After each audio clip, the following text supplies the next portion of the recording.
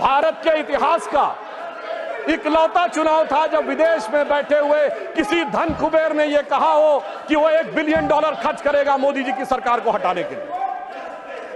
यह चुनाव भारत के इतिहास का इकलौता चुनाव था जब चुनाव भारत में हो रहा था और कांग्रेस के नेता आर्टिकल विदेश के अखबारों में लिख रहे थे। शशि थरूर जी ने बांग्लादेश के अखबार डेली स्टार में आर्टिकल लिखा, मोदी हैज टू गो। अरे भाई, विदेश के अखबार में क्यों लिख रहे हो मोदी हैज टू गो?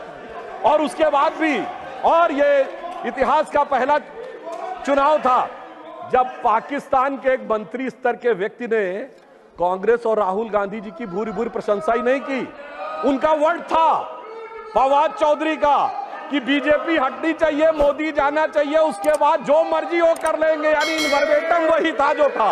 अरे क्यों नहीं आपने बोला कि आप कौन होते हैं हमारे बारे में बोलने वाले? मैं याद दिलाना चाहता हूं, जब डॉक्टर मनमोहन सिंह प्रधानमंत्री थे और श्री नरेंद्र मोदी जी मुख्यमंत्री थे और उस समय पाकिस्तान के तत्कालीन प्रधानमंत्री नवाज शरीफ जी ने मनमोहन सिंह जी के बारे में आपत्तिजनक बात बोली थी, तो उस समय नरेंद्र मोदी जी ने दहाड़ कर कहा था, कौन होता है पाकिस्तान का व्यक्ति 120 करोड़ देशों के हमारे प्रधानमंत्री के बारे में बोलने वाला? मगर अफसोस आपके मुंह से एक शब्द नहीं निकला। इसलिए मैं कह रहा हूं, भारत का ये बदलाव, एक बड़ा बदलाव हो रहा है। और मगर इन चुनावों ने एक निष्कर्ष और दिया है सभापति महोदय, एक निष्कर्ष और दिया है कि कांग्रेस पार्टी को आज बड़ी उत्साह नजर आ रहा है कि वो उभर कर सामने आ गए।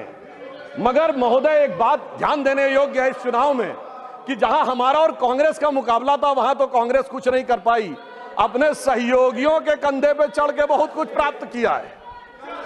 उत्तर प्रदेश में आज समाजवादी पार्टी और कांग्रेस एक साथ आए हैं, तो मैं सिर्फ इतना कहना चाहूंगा कि ये लोग जिस वोट बैंक के चक्कर में साथ साथ आए हैं वो एक के लिए बड़ा चिंता का सबब बनने वाला है। महोदय, ये कुछ हिंदी फिल्मों की पुरानी स्टोरी की तरह है कि पुराना आशिक लौट के आ रहा है।